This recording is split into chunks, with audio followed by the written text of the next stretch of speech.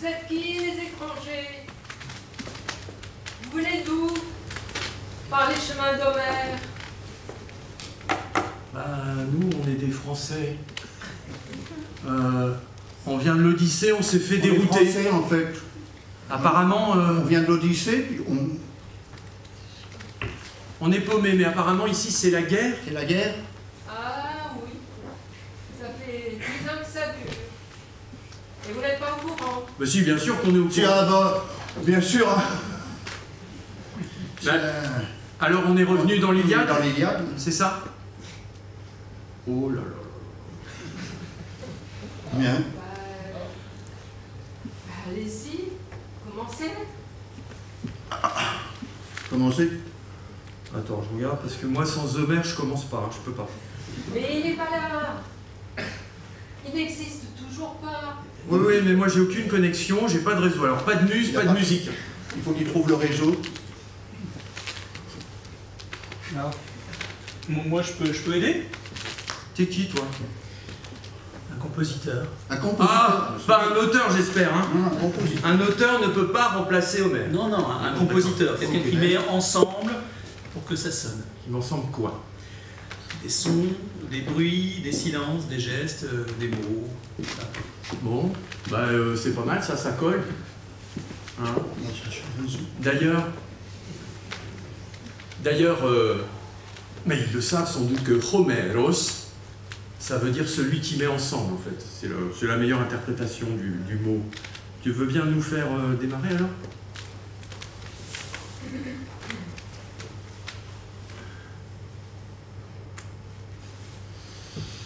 Mani aidetea. Attends, vas-y, on refait. Mani aidetea. Belle wiwado wakileros. O lomenen hemuria kaiois alge etekin. Olas diptimos sucas aviti proiapsen. Heron autos de hiloria teuque cunessin. Oio noisite daita, Dios de telei et oboule, ex hode et aprota diaste tenerisante. Atrevides te Wanaxandron, kai Dios Achilleus. Déesse, chante la colère, tu sais, la colère du fils de Pélée, d'Achille. Ah, la colère exécrable. Tous les Achéens, accablés sous les douleurs incalculables, toutes ces âmes, de tous ces braves qu'elle balance dans la dèce, ces héros, et eux tous, oh, qu'elle jette aux chiens, oui, aux oiseaux. Tu parles d'un repas, c'est Zeus!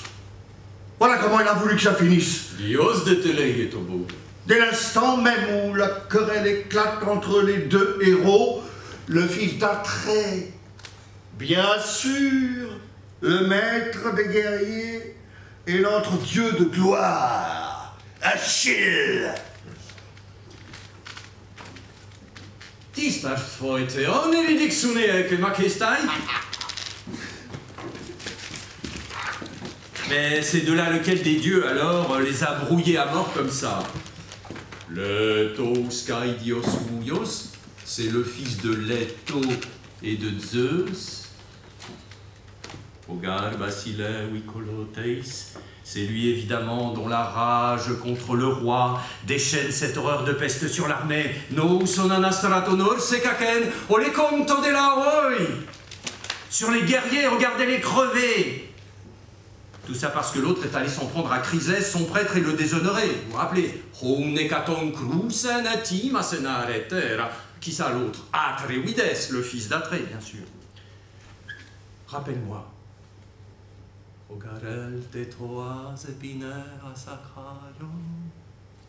Voilà notre homme qui s'en va jusqu'au vaisseau si vif des Achéens. Lous omenos te tugatra. C'est pour la délivrer, sa fille. Hein? Feronta pericia poina. Cette rançon, ces monceaux de cadeaux et lui, ces bandelettes. Vous les voyez que ses mains brandissent. Hein? Ce sont bien celles du tireur, non d'Apollon. Tiens, qui tombe de son sceptre d'or. Et vous l'entendez supplier les Achéens tous tant qu'ils sont, mais surtout les 2 fils d'Atrée. Ah, ces 2-là pour ranger les guerriers, rien à dire. On y va pour la colère d'Achille. La peste parmi les Achéens au pied des murailles. La colère d'Achille, c'est quel chant? Notre extrait. Oui, bah c'est le chant alpha, donc... Chant alpha. Attends, parce qu'ils vont pas comprendre que d'abord le prêtre Chrysès a récupéré sa fille avec une rançon, oui. Et vous savez qu'Agamemnon l'envoie promener, vous le savez. etc. Fiche le camp vieillard, gare, que je trouve encore à traîner le long des vaisseaux creux revenir plus tard. Elle, c'est non, je ne la rendrai pas, jusqu'à ce qu'elle me suive dans Argos pour... Mais c'est redit, ça, dans la colère d'Achille. Oui, c'est redit, c'est vrai. Tout est redit, voilà. Hein. Oui, vous vous rappelez, c'est Ulysse dans l'Odyssée, à l'épisode de... Quand il a fini de raconter aux Phéaciens, qui reboucle, on est au chant à la fin du 8, et puis qui dit, Ulysse qui dit, parce qu'il avait... Oui, Homère a déjà raconté Calypso, Ulysse qui dit, Homère. Ah ben voilà, je suis revenu chez Calypso, mais je ne vais pas vous répéter ce que j'ai déjà bien dit une fois, j'ai horreur de ça. Pour l'instant, Achille, et tout à l'heure dans le rêve... Non, mais c'est tout à l'heure, le rêve méchant. Alors, la colère d'Achille. La colère d'Achille, vas-y. Parce que là, on est... Parce qu'il y a un truc qu'il faut que vous sachiez, mais ça, vous le savez déjà. L'Iliade, c'est 24 chants. Ok? C'est... Le peuple à l'Assemblée. C'est l'appel lancé par Achille. D'où lui en vient l'idée en tête? D'Héra, vous savez bien, la déesse aux bras blancs. Ces Danaens se crèvent-cœur de les voir mourir comme ça. On y est, fils d'Atrée. Fini pour nous, demi-tour, si tu veux mon avis. On est bon pour les errances du retour. Oui, c'est Achille qui dit ça. Oui, oui. Agamemnon, on rembarque. Je crois bien qu'on va rentrer. Et encore, à condition d'échapper à la mort. Allons bon, trouvons un devin, oui, un prêtre pour l'interroger, ou un interprète des rêves, encore mieux. Le rêve, ça vient de Zeus, hein, n'est-ce pas? Enfin, quelqu'un qui nous dise pourquoi Phoebos Apollon nous en veut à ce point. T'as perdu là. Non, j'ai rien perdu. C'est simplement, on va faire des coupes. Moi, j'étais en train d'expliquer. J'étais en train d'expliquer qu'il y a 24 non, mais chants, faut lancer le truc, faut lancer le truc. Il faut 23 heures. Alors, la colère... Pour dire l'Iliade, je l'ai déjà fait. Hein. Oui. 23 heures. Comment veux-tu qu'on leur serve ça en 1h30? C'est n'importe quoi. Bon, on prend un tout petit bout de chant, on prend juste un refrain. Bien. Donc le prêtre Calcas... Ça vient tout droit de Zeus. Calcas, voilà. Vous savez, le fils de Testor. Pas de meilleur spécialiste des oracles, non, pensez-vous. Tout ce qui est, tout ce qui arrivera, tout ce qui s'est déjà produit, il le sait. Attends, faut que je le dise en grec, parce que vous savez, c'est ce fameux vers que l'histoire de la philosophie a repris. Je parle même pas de Heidegger. Hos veidei tateonta, tate somena proteonta. Eh bien non, ce n'est ni une bonne prière, encore moins une hécatombe qu'il réclame le Dieu. Non.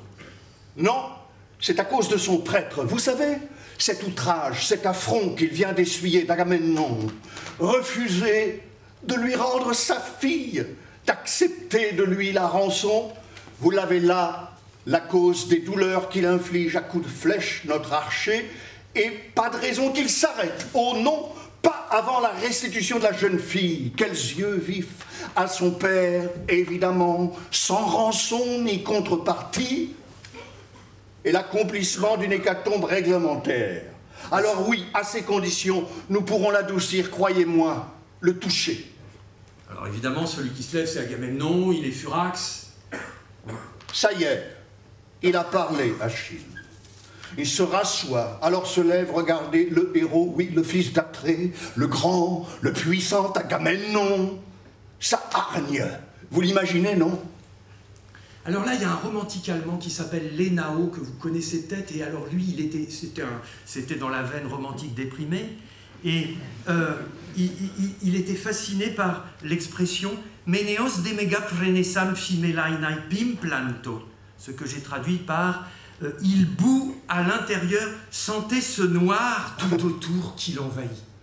Voyez ces yeux qui dardent leurs éclairs. Un vrai feu, ma parole.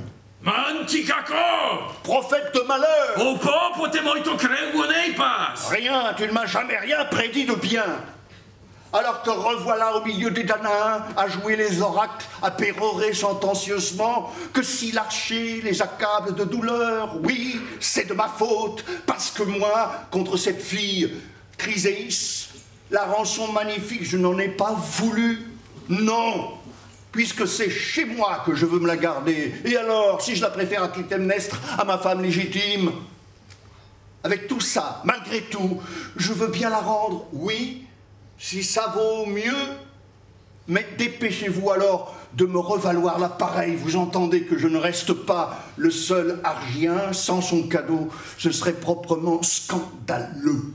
Ou ce regard de travers que lui jette par en dessous notre coureur Achille avec ces mots. Oh, moyana ideia nepi weimene kerdaleopfron. Oh, le costume d'impudence, oh, le monstre de convoitise, voyez-moi ça. Bon, là, il faut qu'on saute, excuse-moi, parce que... Ah non, moi je crois rien avec leur lance, si tu crois que c'est pour eux que je suis venu jusqu'ici me battre, ça fait longtemps quand même. Alors, tu n'y es pas du tout. Eux, ils ne m'ont rien fait. Ah oui, t'as raison. Est-ce qu'ils ne m'ont jamais pris mes vaches, mes chevaux? Est-ce qu'ils sont jamais venus dans mon pays gras de fti, ma pépinière de héros, me piller mes récoltes peut-être? Avec toute la distance, voyons, qui nous sépare, tous ces sommets qui répandent leur ombre, toute cette mer qui gronde. Alla soyo meganaides ames pometo prasucaireis, timenar numenoi melela oisoite kuno, pas œil de chien. Alors je saute, tu as raison, c'est vers merveilleux. Là, il faut sauter, c'est magnifique, mais il faut aller... Écoute, je m'en vais, oui, sur l'heure, je retourne en Phti, puisqu'il vaut 1000 fois mieux rentrer chez moi sur mes vaisseaux bien recourbés. Pas de danger, non, que je continue à me faire insulter ici, voilà. À t'entasser richesse sur richesse. Pff. Voilà. Mais alors attention, attention, attention. Là, il faut bien... Non mais attends, il faut leur expliquer que là, on est à la fin du chant, hein, et que l'Iliade menace de se terminer. Pourquoi? Mais non, mais c'est pas une blague. Parce que Achille est en train, bouillant de rage, ayant épuisé toutes les ressources de l'indignation et de la parole, il est en train de tirer son épée. Et de toute façon, comme c'est le plus fort des Grecs, il va tuer Agamemnon. Si Achille tue Agamemnon au champ, c'est plié, il n'y a pas d'Iliade. D'accord? Donc là, qui va intervenir, n'est-ce pas? Bah, on ne peut pas s'épargner la réponse d'Agamemnon. Bien fiche le camp, vas-y, tu en crèves d'envie. Ça n'est pas moi, oh non, qui vais te supplier de rester pour me faire plaisir. Toi, je te hais. Tu es le pire de tous les rois, de tous les protégés de Zeus. Allez, tu n'as toujours que querelle à la bouche. Et tu n'aimes que guerre, que bataille. Va-t'en alors sur tes bateaux, va-t'en avec tes compagnons. Va régner sur tes myrmidons. Allez, je n'ai strictement rien à faire de toi. Non, vas-y, mets-toi en rogne, tu ne me fais pas peur. Mais prends seulement garde à ceci. Phoebos Apollon me prive de Chryséis. Très bien. Elle, je la renvoie, oui, sur mon bateau, escortée par mes compagnons, sans problème.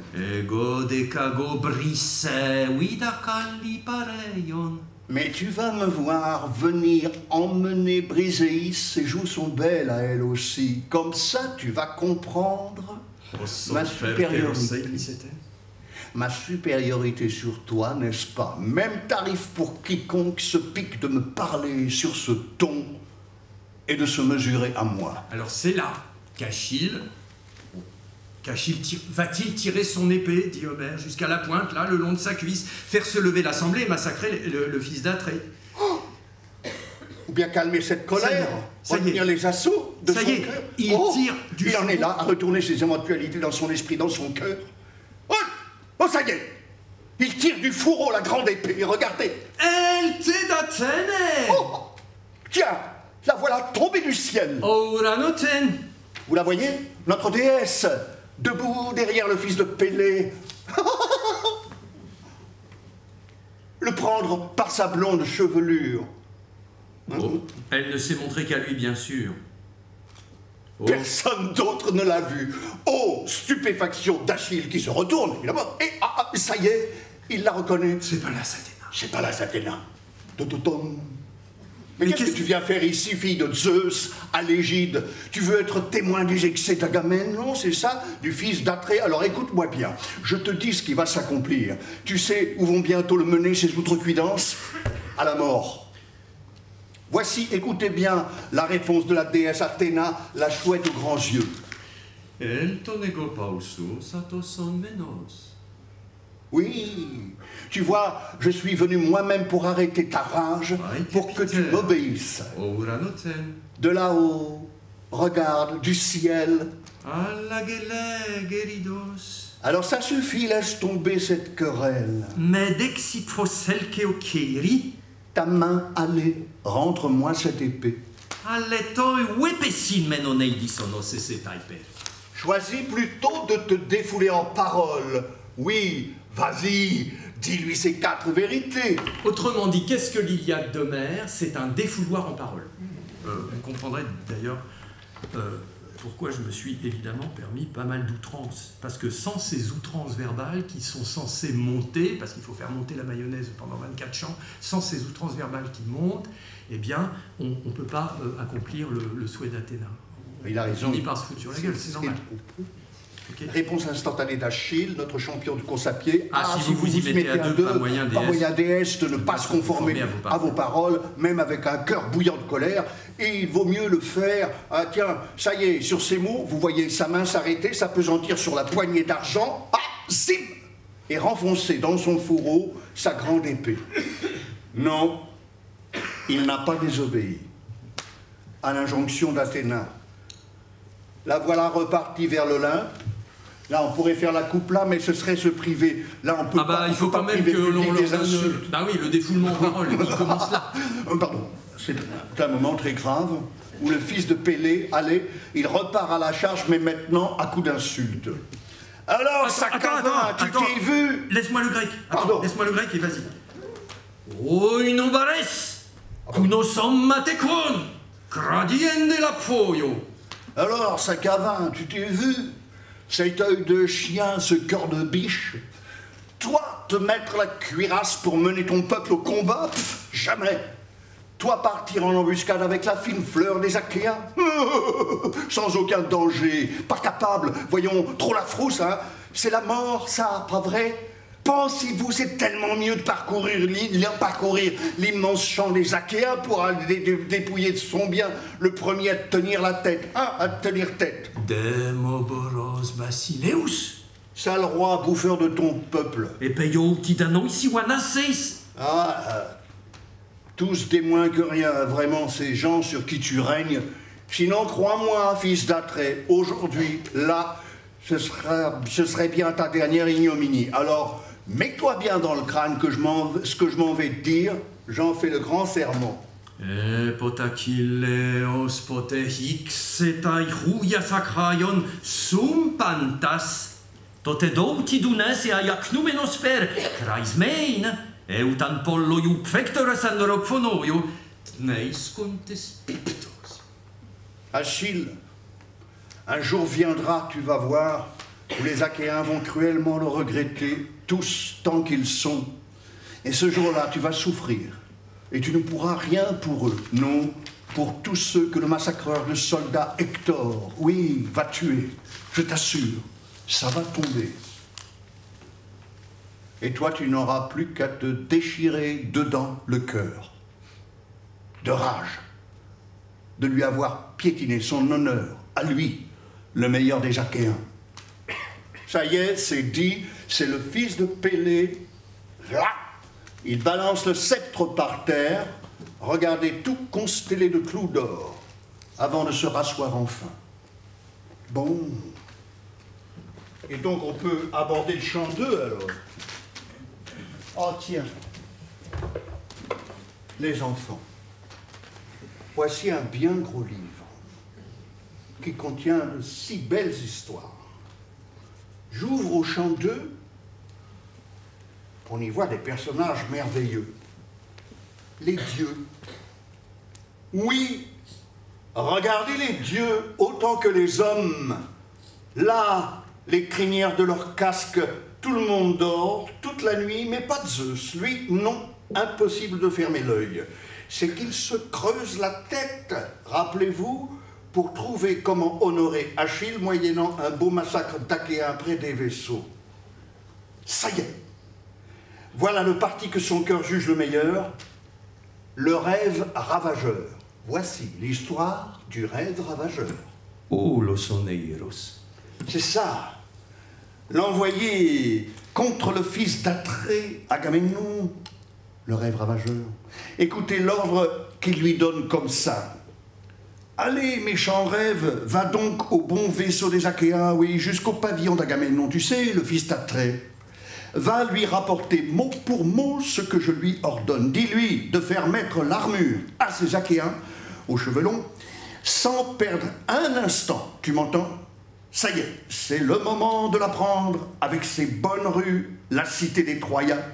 Plus de dissension là-dessus entre les habitants de l'Olympe, les immortels, non. Elle a fini par les faire plier un par un et ras, tiens, à force de prière. Pour les Troyens, il y a du souci à se faire. Il a parlé. À peine entendu ces mots, hop, voyez le rêve s'envoler. Ça y est, il est déjà au bon vaisseau des Achéens, n'est-ce pas? Il va droit sur Agamemnon, le fils d'Atrée. Il le trouve endormi là, sous son pavillon. Oh, ce sommeil d'ambroisie dont il est tout baigné. Voyez-le alors se poster à l'aplomb de sa tête. Il a pris les traits du fils de Nélée. Je ne sais plus qui est le fils de Nélée. Nestor. Oui, de Nestor, mais oui, évidemment, vu les honneurs dont le distingue Agamemnon parmi tous les vieillards. On dirait vraiment, lui, non, quand il lui dit le rêve, ce Dieu pourtant, on dirait vraiment lui, fils de Nestor. Non, quand il lui dit le rêve, ce Dieu pourtant, comment tu dors encore, fils d'Atrée, de cet esprit perçant, ce mateur de chevaux? Enfin, ça ne se fait pas pour l'un des décideurs de dormir comme ça toute la nuit quand on est responsable d'hommes, oui, quand on a tant de choses à penser. Alors, tâche de me comprendre et vite. Je suis le messager de Zeus, dit le rêve. Pour toi spécialement, tu sais, le souci qu'il se fait pour toi, malgré la distance, la peine qu'il éprouve, non? Eh bien, il t'ordonne de faire mettre l'armure à tes Achéens aux cheveux longs, sans perdre un instant, tu m'entends? Ça y est, c'est le moment de la prendre avec ces hommes, ces bonnes rues, pardon, la cité des Troyens.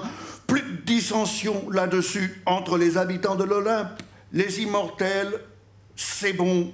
Elle a fini par les faire plier un par un et ras. Oui, à force de prière.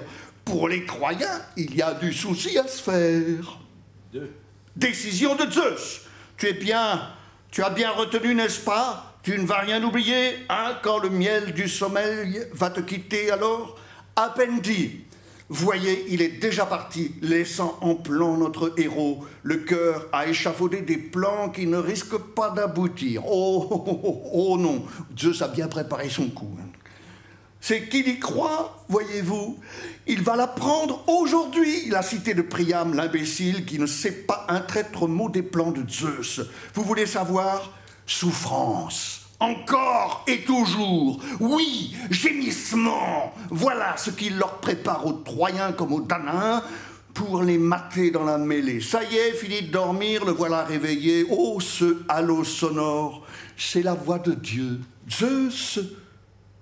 Le voilà redressé, assis, sa fluide tunique passée splendide, toute neuve, et maintenant ce grand manteau dont il s'est enveloppé et ses sandales magnifiques, où il a enfilé ses pieds finement huilés, et l'épée toute cloutée d'argent qu'il s'est jetée sur l'épaule, le sceptre enfin, celui de ses ancêtres, indestructible, vous savez, qu'il saisit pour filer au vaisseau des Achéens, bientôt cuirassé de bronze. Tiens, voici la déesse Aurore qui monte vers l'Olympe immense. J'ose dire qu'on aperçoit le rose de ses doigts. Elle proclame à Zeus la lumière, oui, comme au reste des immortels. Alors le roi ordonne aux héros de pousser leur voix dans l'aigu pour appeler à l'assemblée les Achéens, ces têtes chevelues, vous les entendez claironner. Vous voyez la vitesse à laquelle on s'assemble Premier acte du roi, ouvrir la séance du conseil des anciens sévaillants que vous voyez là, près du vaisseau de Nestor. Vous savez, le roi de Pylos. Eh bien, c'est fait. Il les a réunis. Apprenez le plan serré qu'il leur déroule. Klote Philoi. Teios moje nupnionelte oniros ambros yendianukta. Ma lista de Nestoridioi. Weidoste megutos fuentankista. Troisième version. Troisième version. On n'a pas besoin de leur traduire du coup. Stai da ruper che falesca i me prosmuton e weiben. Heudei satreus huien ipronosi podamoyo. C'est le rêve. O crepanukion heudein bole foronandra. Hoila oi debitetra fataikai samemele. Nun demetent xunesoka, etc., etc. Pour les Troyens, il y a du souci à se faire. Alors, c'est l'histoire d'un chant qui commence avec une histoire répétée 3 fois avant d'aller au champ de bataille. Mais alors, bon, j'ai pas le temps de vous raconter la suite. Non, non, non. Alors moi, j'aurais voulu quand même caser le personnage de... Non, mais il y a quand même le moment, je voulais juste dire, où Agamemnon enfin s'adresse à tous les hommes, tous les soldats réunis, tu sais. Ben oui, quand même. Et puis il va leur dire, alors je vais vous raconter le rêve que j'ai eu cette nuit. Et nous, alors là, on est cueillis. Agamemnon, il est devant les hommes, ses soldats. Il sait qu'aujourd'hui, il va gagner parce que Zeus lui a envoyé un signal. Il regarde les soldats, il leur dit « Bon les gars, on va rentrer.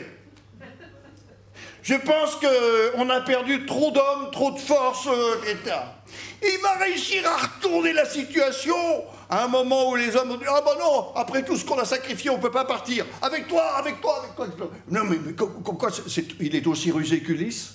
Non, quand même pas. Non, quand même. Alors il envoie Ulysse, lequel Ulysse, mais juste un tout petit moment sur Thersites.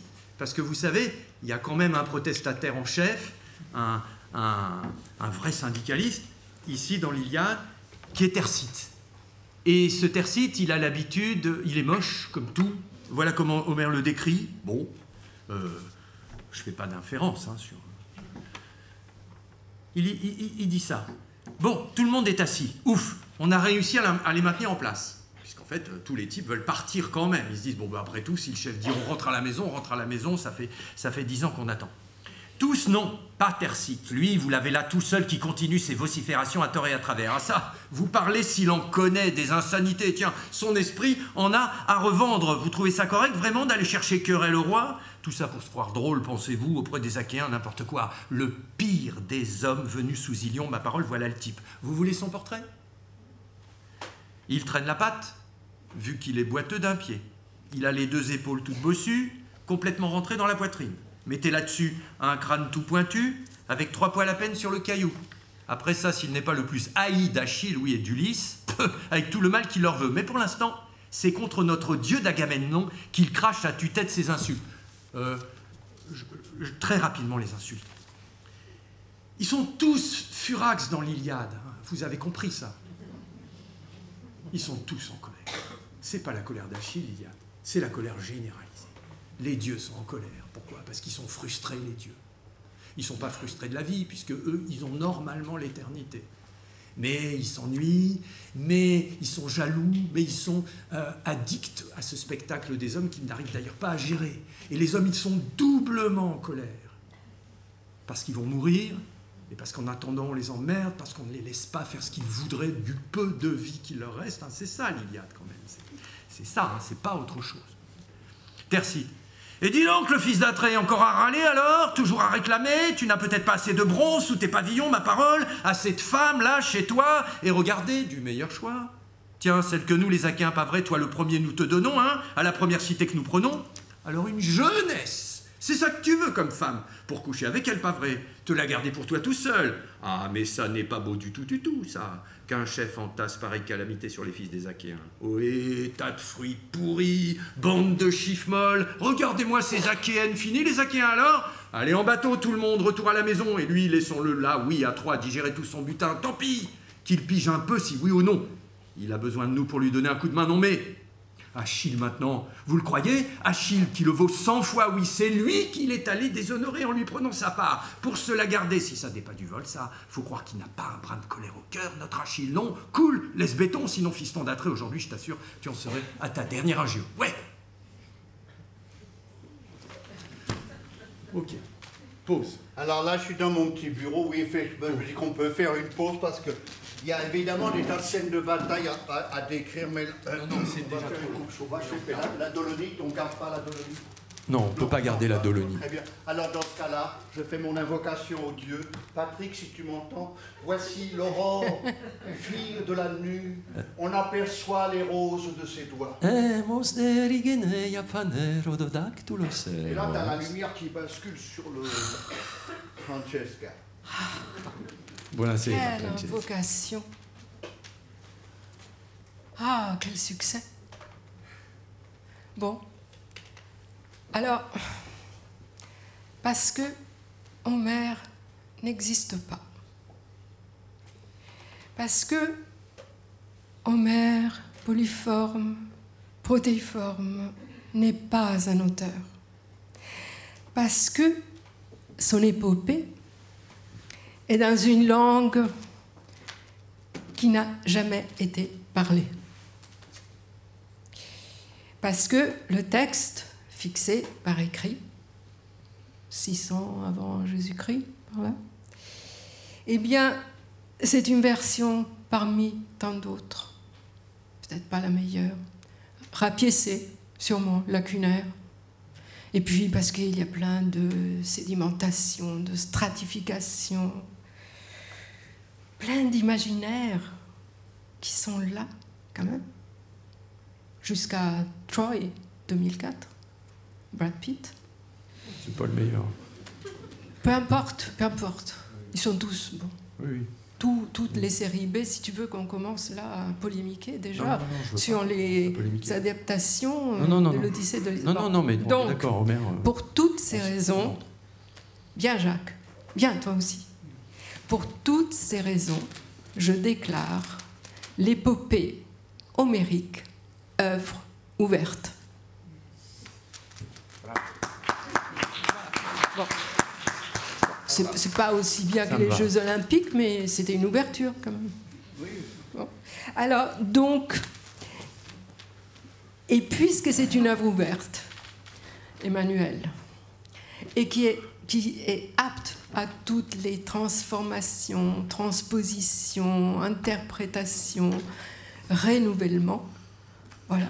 Alors, le renouvellement de l'Iliade, selon Emmanuel Lascaux, qui déjà, de l'Odyssée à l'Iliade, eh bien, vous avez vu qu'il push toujours, il pousse, pas il push, il pousse, c'est ça. Il pousse le bouchon toujours plus loin. T'es d'accord, Jacques? Oui. T'es bien. Oui. Tu sais qu'il a changé de partenaire pendant tout ça. Enfin, bon, il a commencé, t'es que le 3e ou 4e, je ne sais plus. Enfin bon, peu importe, il a son côté Zeus, quoi. Alors, bon, sérieusement. Zeus dans ce qu'il a de faible, Zeus dans ce qu'il a de piégé par ses propres plans. Parce que c'est ça, Zeus, le Zeus homérique, vous savez, il est le premier à pleurer sur les plans qu'il a lui-même échafaudés. Bon, parce mais là, il s'agit Oui, non, mais attends, j'arrive. Il doit sacrifier. Zeus aussi, il sacrifie ses enfants. Kill the babies, comme disent les scénaristes américains. Il est obligé. Alors évidemment, le parti, c'est oui, venir. C'est pas une blague, en réalité. On dit toujours l'Iliade et l'Odyssée, et finalement, plus ça va, plus je pense que c'est l'Odyssée et l'Iliade. Parce que l'Iliade, c'est le risque que tout le monde court quand il veut rentrer chez lui, c'est de devoir repartir. C'est d'ailleurs bien ce qui se passe à la fin de l'Odyssée. D'accord ? Donc, repartir dans l'Iliade après l'Odyssée, c'est finalement pas remonter la pente, c'est peut-être ça la nostalgie, au sens non pas de la douleur éprouvée à celui qui veut rentrer chez lui, mais de la douleur terrible éprouvée au fait qu'on vous ramène à la guerre à la fin de la permission, quoi. Parce que c'est ça l'Odyssée, c'est une permission. Et puis là, il n'y a plus rien de permis. Et le premier à le savoir, c'est Achille. Donc, comme on l'a déjà un peu dit et redit, et qu'on va forcément se répéter, puisqu'Homère, c'est une grosse machine de répétition, tant pis, mais effectivement, j'ai poussé le bouchon, ça veut dire quoi? Ça veut dire que le ton de l'Odyssée doit être dépassé dans l'Iliade, parce que, comme Athéna vous l'a dit, dans l'Iliade, il faut se défouler en paroles. Sinon, on se tape dessus. Et il n'y a pas de poème possible. Il n'y a pas de vie possible. Donc, les Grecs pratiquent, là, à partir d'Homère, oui, la grande joute, oui, l'insulte, etc. Donc, forcément, moi, avec les moyens du bord, j'ai utilisé les insultes du français. Tu as un bon répertoire? Oui, bah, j'ai le répertoire de tout le monde. Peut-être pas très jeune. Alors très pour les riche, jeunes, peut-être que le répertoire est parfois vieillot de mes insultes. Par exemple, enfin, Oui, vas-y. Bah, je sais pas, moi, il y a quelque chose que j'adore. D'ailleurs, je trouve que ça fait beaucoup de bien, la lecture de cette traduction de l'Iliade, parce que le matin, vous vous réveillez. Et moi, par exemple, chienne de moi, ça me plaît. Ça, c'est Hélène, hein, qui dit ça. Oui. Bon, c'est pas la pire. C'est pas la pire. Bon. Mais c'est vrai qu'après, on peut dire, mais il dit pas salopard. Par exemple, Poséidon, quand il est en colère contre le fait qu'on va... qu'il s'est fait avoir. Vous savez que Poséidon, avec Apollon, ils ont été obligés par Laomédon à construire le fameux mur de Troie, autrefois, hein, dans une autre aventure.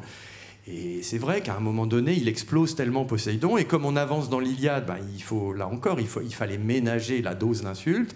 Eh bien, il dit, moi je lui fais dire, oui, que c'est. En plus, Laomédon l'a arnaqué sur son salaire. Poséidon dit ça. Tu te rappelles cet enfoiré de Laomédon qui nous a arnaqué sur son salaire? Mais après tout, c'est ça. Parce que Homère, c'est aussi un poème, donc, de revendications, mais de revendications dont le poème lui-même sait très bien qu'elles ne seront pas satisfaites. Donc forcément, on est en rage, on sait qu'on ne va pas s'en sortir, alors on se lâche. Voilà, c'est tout ce que je voulais faire. Mais tout le monde est en colère, tout le monde est en colère, les dieux, les hommes, les demi-dieux, les fleuves, bientôt aussi Jacques, parce qu'il s'impatiente, il veut lire la suite. Non mais attends une seconde. Emmanuel, donc, bon, on laisse tomber les invectives, parce qu'il va y en avoir encore des tombereaux. D'ici la fin de la soirée. Oui, mais attention, parce qu'après, ils vont pas acheter le bouquin parce qu'ils vont croire que c'est juste un catalogue d'insultes. Parce que tout l'art... Il y a du romantisme, il y a des aventures. L'art de l'épopée, c'est l'art du contraste. C'est tout. C'est que, oui, il y a des jets d'insultes. Et puis après, tout d'un coup, il y a une comparaison qui vous emmène complètement ailleurs. Parce que c'est ça, l'épopée. D'accord ? Donc évidemment, on augmente le son pour les insultes, et puis tout d'un coup, pour augmenter l'écoute perceptive du silence. Je crois qu'il faut qu'on y aille. Oui, mais attends, juste une dernière. Tu sais cette chose, quand on s'est parlé au téléphone, et moi je t'ai dit que j'étais taraudée par cette histoire, toujours la tarte à la crème, la modernité d'Homère, la moderniser modernité. les anciens. Ouh là là.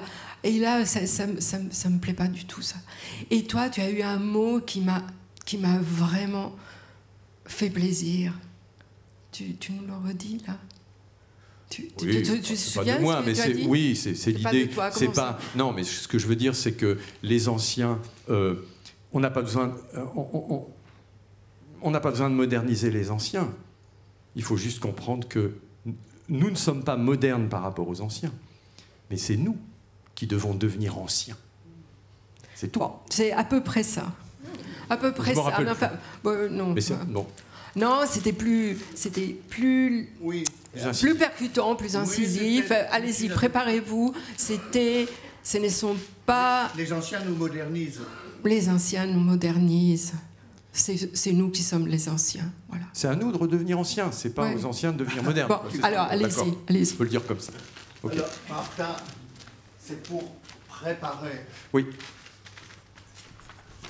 Qu'est-ce qui se passe là? Ton intervention musicale, c'est Hector, parce qu'il faut quand même qu'on franchisse les murailles qu'on a de l'autre côté, à Troyes. C'est le chant 6, Adieu d'Hector, et d'Andromaque. Alors pour le préciser, Hector, au milieu de la bataille, il est venu souffler un peu. Oui, mais c'est parce que les dieux, c'est parce que son frère, qui lit les présages des dieux, lui a dit, tu sais, je pense qu'il faut il faut rentrer en ville pour dire aux vieilles de la ville, à notre mère Hécube, etc., de monter vite Dardar à l'acropole, sur le temple d'Athéna, pour chercher le plus beau voile que tu as dans tes coffres, pour l'offrir à la déesse, pour qu'elle fasse des prières. Hein, c'est Théano, la prêtresse, qu'elle s'appelle à Troie, et vous allez faire des prières. Et malheureusement, le texte d'Homère, là, est abrupt, aipus, comme on dit chez Homère. Il est abrupt. On dit, alors on montre les prières, les pauvres vieilles qui montent Dardar, qui font, qui offrent le péplos à Athéna. Et puis la fin du vers, c'est elles font leurs prières et Athéna dit non. Ok, donc ça veut dire. Bon. Voilà, et en même temps, il y a une double raison pour laquelle Hector est revenu à Troie. L'autre raison, évidemment, c'est qu'il sait que dans l'urgence, il se peut que ce soit la dernière occasion pour lui de revoir sa femme, Andromaque, et le petit Astyanax, évidemment, leur fils, tout bébé encore, né Piosautos. Voilà, c'est ça l'histoire. Hector, puisqu'il ne la trouve pas à l'intérieur, son épouse, sa perfection, il ne va pas plus loin. Il reste sur le seuil et lance à ses servantes. Allez, servantes, sans mentir, dites-moi la vérité. Où est passée Andromaque aux bras blancs? Elle a quitté nos appartements. Alors écoutez la réponse que lui fait l'intendante empressée.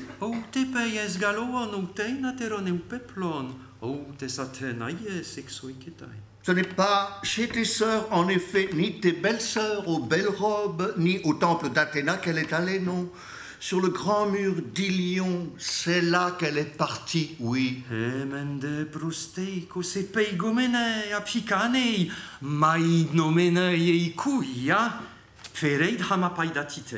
Tu l'as là qui file en toute hâte vers le mur, c'est sûr, comme une folle, tu verras. La nourrice a son fils dans les bras.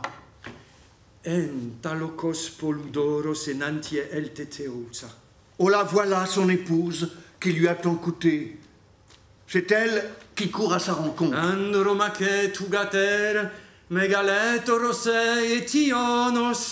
Andromaque, la fille de ce grand cœur d'Étion, vous savez. Étion, celui qui habitait au pied du Placos boisé, oui. À Thèbes, sous le Placos, c'était le roi des Siciliens. Silicien, pas les Siciliens. Oui. C'est pas grave.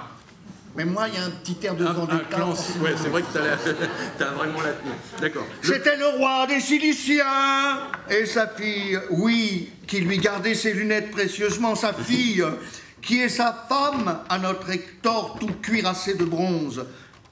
La voici devant lui, Andromaque, accompagnée de sa servante, et regardez le tendre enfant qu'elle tient sur son sein. Si jeune encore. C'est le fils chéri d'Hector. C'est lui qu'Hector appelle Scamandrius. Astyanax, roi de la ville. Car c'est bien lui, Hector, qui défend tout seul Ilion, non? Alors notre héros sourit, sans rien dire, à la vue de son fils. Mais Andromaque, non. La voilà près de lui, elle est en larmes. Regardez-la prendre sa main, écoutez-la dire son nom et ses paroles. Daimonie, ptisei setoson menos, o deleaireis. Tu es fou, ta fougue va te perdre. Tu n'as donc aucune pensée. Pour ton fils nouveau-né, ni pour moi, l'infortuné, moi qui demain.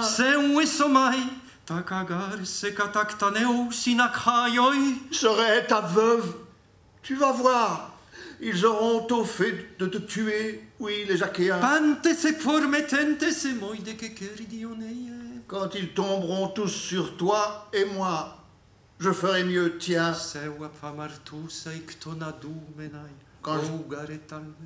Quand je t'aurai perdu de m'en aller sous terre, plus aucune autre. Consolation. Fini pour moi quand tu auras rencontré ton destin. Rien.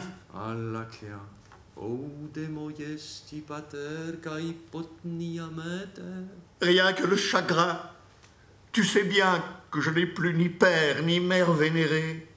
Tu sais bien que mon père, C'est le fils de la déesse, oui, Achille, qui l'a tué quand il est allé ravager la cité bien peuplée de Ciliciens, enfin, Thèbes et ses hautes portes. Tu sais bien qui l'a tué, Étione. Et les 7 frères que j'avais, un au palais, et ma mère qui régnait sur le Placos boisé, l'as-tu oublié? C'est au palais de son père, la chasseuse Artémis, qui de sa flèche l'a tué.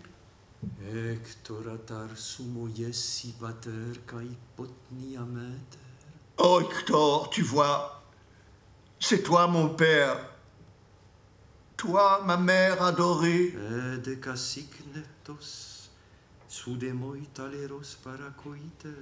Toi, mon frère, toi le plus bel époux qui couche à mes côtés.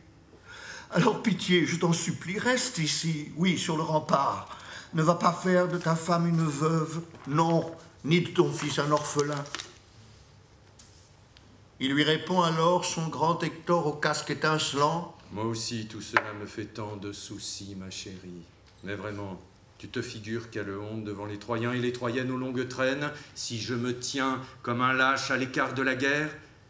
Car je sais bien ceci, dans mon cœur et dans mon âme, le jour viendra, c'est sûr, où elle périra la Saint-Ilion. Allo moitro son melei algo sopisso. Mais crois-moi, ce n'est pas la douleur à venir des Troyens qui fait tout mon souci, non? Ou tautes et cabes ou te priamo actos. Ni celle d'Écube elle-même, ni du roi Priam, non. Ni de mes frères, qui, tout nombreux et tout braves qu'ils sont, tomberont pourtant dans la poussière sous les coups des guerriers ennemis.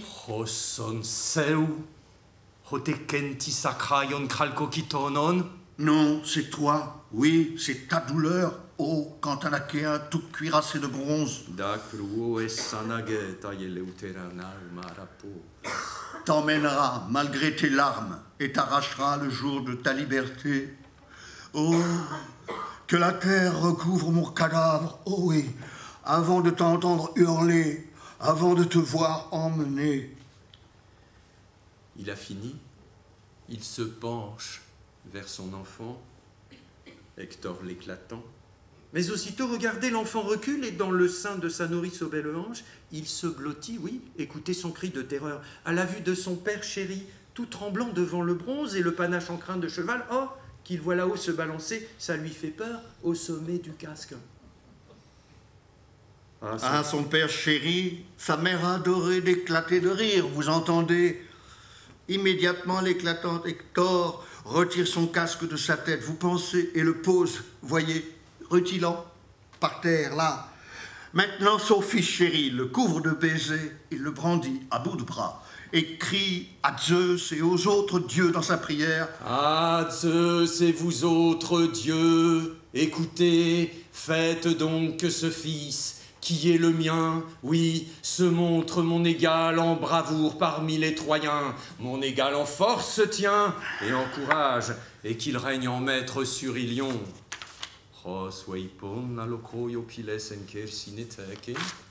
À ces mots, voyez-le, dans les bras de son épouse, sa chérie déposée, son cher fils, et elle, le recevoir sur son sein parfumé.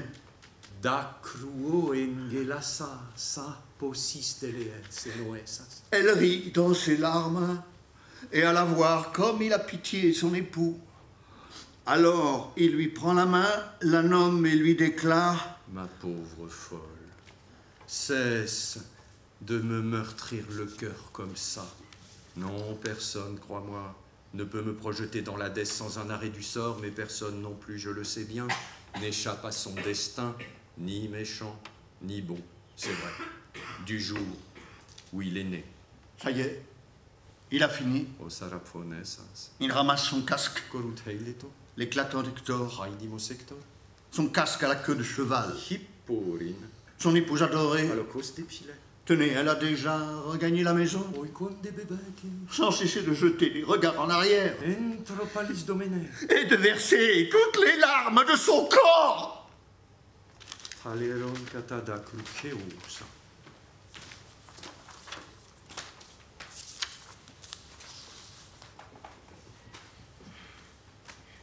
Évidemment. ce qu'on peut faire. Voilà, c'est la première projection. Alors.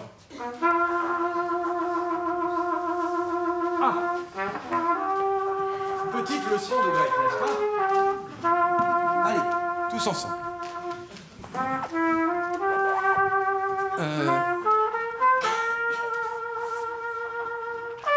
Moi, je lis pas le français.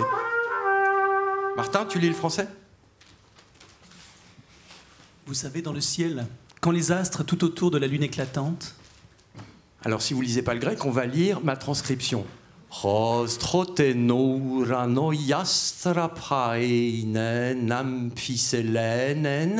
essaye, faites comme vous pouvez, on s'en fout. Non, mais c'est pas grave. Ce qu'il faut, c'est que vous sentiez un peu d'hexamètre, quoi. Et puis que vous sentiez qu'il y a des longues et des brèves, et puis que vous sentiez que ça monte et ça descend. Après, vous faites comme vous voulez, on s'en fiche. On y va. 5, 6.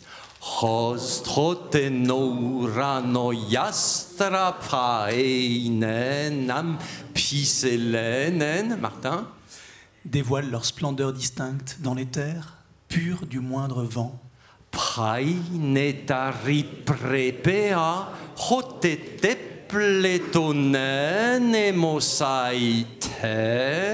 Oh là, voici pointer tous les perchoirs, se profiler tout promontoire.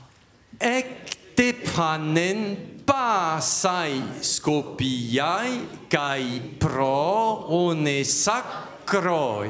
se creuser toute vallée, c'est que du haut du ciel, regardez, crac, l'immense éther s'est déchiré d'un coup.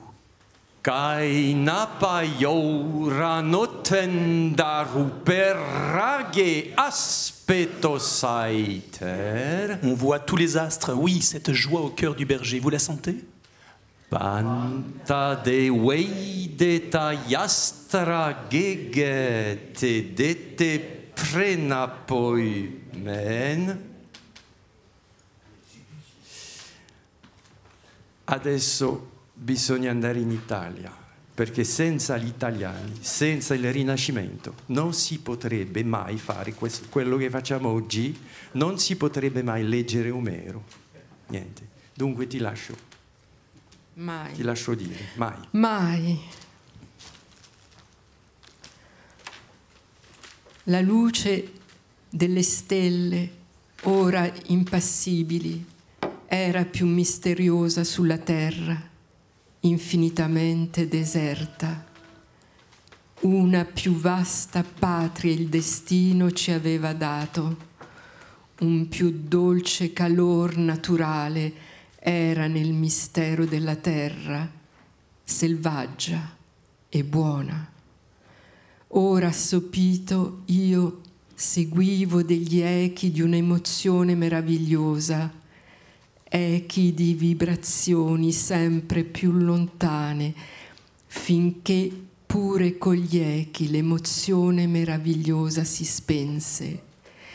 E allora fu che nel mio intorpidimento finale io sentii con delizia l'uomo nuovo nascere, l'uomo nascere riconciliato con la natura ineffabilmente dolce et terribile. Alors un petit détour. Emmanuel nous dit que les Grecs nous viennent de l'Italie, et je le crois volontiers. C'est une projection qu'on va faire pour illustrer aussi le travail qu'on fait depuis 3 ans avec Emmanuel, et qui se fait autour d'une commutation ou d'une intersection qu'il y a entre le mot et la musique. Pour Emmanuel, vous l'avez sans doute entendu, et vous le vivrez si vous lisez à haute voix, parce qu'il faut lire à haute voix la traduction d'Emmanuel, pas dans sa tête. Vous verrez à quel point il se soucie des sonorités, de la matière sonnante, à quel point il se soucie de cette chose qu'il m'a répété tant de fois que je crois que je peux le répéter à mon tour, qui est que l'aède grec, celui qui proférait le grec, ne faisait jamais la différence entre la cantillation et la parole, entre le chant et le mot. Et donc c'est à cet endroit-là que pour un musicien c'est tout à fait passionnant, puisque si pour Emmanuel le mot est musique, dans mon travail, la musique est toujours mot, est toujours une extension du mot. Et c'est pour ça que, puisqu'on a Francesca avec nous qui pouvait le lire magnifiquement en italien, on voulait juste vous passer ce madrigal, qui est une pièce récente que j'ai écrite pour 5 voix a cappella, comme dans la tradition madrigalesque du XVIIe siècle, pour vous montrer à quel point la musique, très souvent, plutôt que d'être un art des sons ou de l'organisation des sons, c'est déjà épaissir légèrement tout ce qu'il y a dans la langue, tous les accents toniques que vous avez entendus quand Francesca le lisait. Et donc je vous propose d'écouter et de regarder cette première vidéo avec vraiment dans l'idée le souvenir de la voix de Francesca et comment il s'agit avec ces 5 voix simplement de mettre en exergue ce qui monte, ce qui descend, ce qui attend et ce qui avance.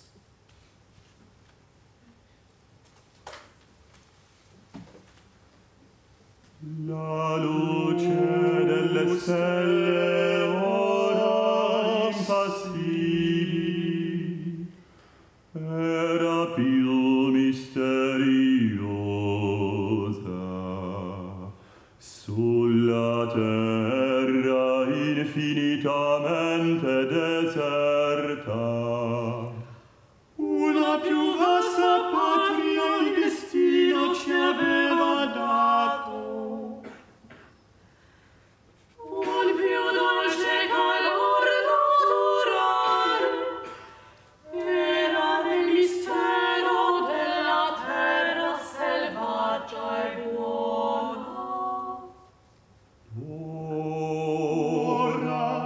Assopito io seguivo degli echi di un'emozione meravigliosa, echi di vibrazione sempre più lontane, finché pure con gli echi l'emozione meravigliosa si spense. E allora fu che nel mio morbile letto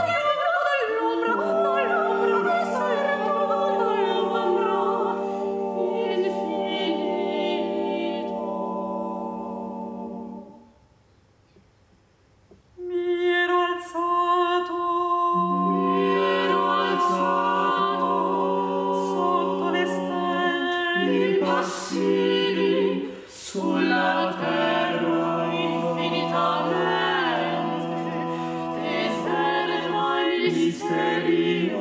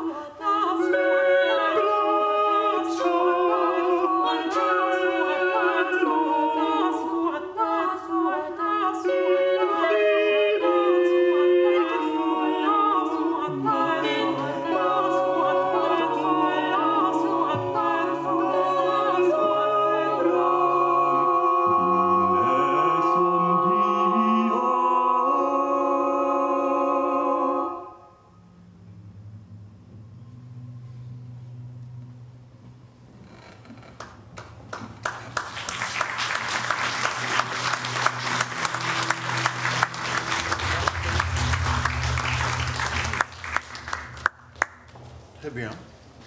Pendant qu'Emmanuel s'installe à la lire, je vous dis que l'Iliade avance avec Beaucoup de bagarres, beaucoup de sang, beaucoup d'exploits nombreux, entremêlés, très, très compliqués. Ça fait, on arrive quoi? Au champ 9. Achille n'a pas bougé le petit doigt. C'est même au point qu'on... Emmanuel, on ne le voit pas. Voilà, on ne parle que de lui, mais on ne le voit pas. Il est... Si vous voulez, l'Iliade, c'est quand même un truc dingue, et ça, je l'ai Ouais. découvert très récemment, comme c'est quoi ça, on peut c'est- passer du temps dans cette affaire-là. En fait, Achille ne fait rien, c'est-à-dire son Iliade n'a pas lieu du chant 1 au chant 20. Il lui reste 3 chants, 20, 21, 22, pour faire son Iliade à lui, pendant que les autres, ils sont en train de tuer et de mourir.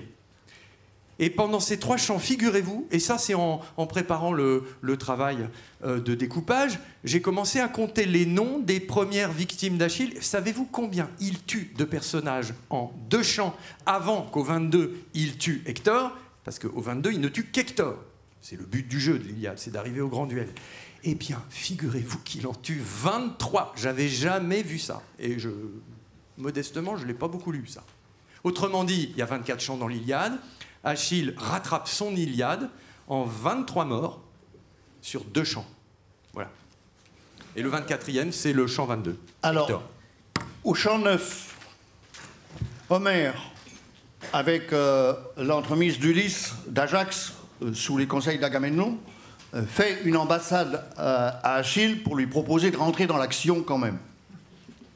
Avec plein de cadeaux, hein, Agamemnon. Alors là- il se rend compte de la connerie qu'il a faite, il Voilà. est prêt à tout lui donner. Mais il lui donne- Même j'ai 3 filles, tu Mais pensais tout, que tu veux, etc. Voilà, j'ai déconné, Voilà. je te rends toutes les femmes, les prisonnières, tout.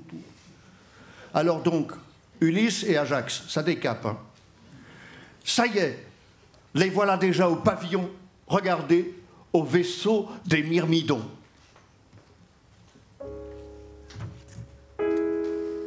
Tiens, il trouve Achille, vous entendez, en train de réjouir son cœur aux accents aigus de sa lyre. Quelle splendeur, quel chef-d'œuvre. Admirez la traverse d'argent qui la surmonte, sa lyre. Il l'a prise, rappelez-vous, sur le butin qu'on s'était fait en détruisant la cité d'Éden. Oh, ce bonheur qu'il donne avec elle à son cœur. Oui, à chanter comme ça les exploits des héros.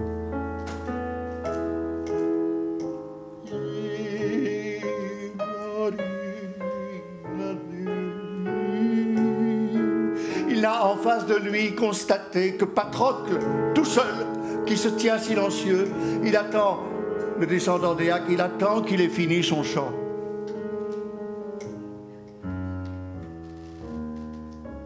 Oh, stupeur d'Achille. D'un coup, le voilà debout, lyre toujours en main, siège à peine quitté où il était assis. Même chose pour Patrocle, debout lui aussi dès qu'il voit les individus. Alors le bon coureur Achille de les saluer de la main l'un et l'autre et de leur dire « Bienvenue à tous deux, en voilà 2 braves amis qui m'arrivent. Il y a urgence, il faut croire, mais j'ai beau être en rage, en voilà 2 qui sont pour moi les plus chers des Achéens. Oui. Ça y est, on a enfin calmé la soif et l'appétit. On abrège. Tiens, vous avez remarqué le signe d'Ajax à Phénix? Encore un petit coup à boire, c'est ça. Est-ce que tu me fais la réponse d'Ulysse? La demande d'Ulysse. Alors, à ta santé, Achille. Oui. Les parts sont bien réparties, tu ne nous frustres pas. Ce n'est pas non plus le cas sous le pavillon d'Agamemnon, le fils d'Atrée, non. Je fais une parenthèse, oui, pourquoi ils vont se demander, qu'est-ce que j'ai traduit pavillon? On n'est pas en banlieue. Alors je traduis pavillon parce que, vous savez, les héros grecs, ils sont sous des skénaï. Alors soit on dit les tentes. Les tentes, c'est un peu léger, hein, parce que chez Achille, il y a un vestibule, il y a une chambre, il y a plusieurs salles, etc. Alors Mazon et les grandes traductions anciennes disent les baraques, mais pour moi, baraque, c'est soit la fête foraine, soit un truc qui tient pas bien debout. Enfin bon. Alors je me suis dit, bah tant pis, faisons moyenâgeux, faisons camp du drap d'or, ou alors un peu ou François Ier, c'est-à-dire un peu des, vous voyez, les pavillons médiévaux qu'il y a sur les enluminures. Voilà, bon. Bon, j'ai Enfin- fait ce que j'ai pu avec Pavillon. Alors, on continue. Donc, Ulysse, Attends. Regarde-moi toutes ces bonnes choses à manger qu'elle régale, mais tu sais bien qu'un bon repas n'est pas ce qui me tracasse en ce Oui, moment. voilà. Quel désastre épouvantable. Épouvantable. C'en est trop, fils de Zeus. Si tu voyais ce qu'on voit, quelle crainte nous avons. 2 solutions. Préservation, oui, ou destruction de nos vaisseaux.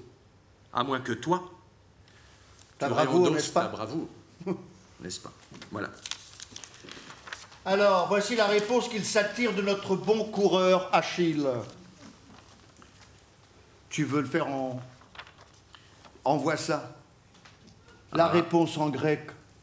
Ektros garmoi keinos homos aidaio pulaisin, Ah. hosketeron men keuteien fresinallo te weipei. Fils de Laerte et descendant de Zeus, Ulysse, maître en 1000 ruses. Je vois qu'il faut te faire un discours net, sans faux semblant. Non, le fond de ma pensée, oui, tel que ça va se réaliser, comme ça finit de m'assaillir l'un derrière l'autre de vos bavardages. Tu sais, si je le hais autant que les portes de l'Hadès, le type qui cache une chose au fond de son esprit pendant qu'il en débite une autre en paroles. Même part pour celui qui reste à l'abri, pour celui qui va... Même part pour celui qui reste à l'abri que pour celui qui va se battre, c'est ça? Même récompense? Alors, pour le lâche que pour le vaillant, crever pareil, voilà l'issue qu'on s'en fiche. Qu'on n'en fiche pas une. Ou qu'on n'arrête pas, qu'est-ce que j'y ai gagné de plus? Rien. Avec tout ce que mon cœur a souffert à mettre en jeu ma vie au combat continuel. 12, pas vrai? C'est le nombre de cités, avec leurs habitants, que j'ai ravagés, sur mer. Plus 11, n'est-ce pas, sur terre, dans tout le gras pays de Troie. Ça en fait, non, du butin, et de quelle valeur encore alors que j'y ai pris. Tout ça pour le livrer en totalité à Agamemnon. Agamemnon, cadeau. Allez, pour le fils d'Atrée. Et oui, lui, tu l'as là. qui reste planqué à l'arrière, le long des beaux bateaux, à engranger, bien sûr, et donner 3 fois rien. Avec tout ce qu'il a. Oui, aux champions, au roi, il leur a offert des cadeaux. À eux, il se les garde, n'est-ce pas, mais moi, le seul de tous les Achéens, il m'a dépouillé, et la compagne de mon cœur, il se la garde. Eh bien, qu'il couche avec, qu'il en jouisse.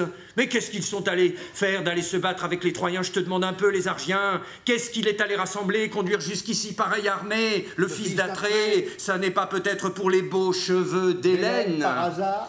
Alors ils sont les seuls de tous les pauvres mortels à aimer leurs femmes, les fils d'Atrée. Dis-moi, quel est l'homme, pour peu qu'il soit bon et sensé, qui n'aime pas la sienne, qui ne la chérit pas, hein?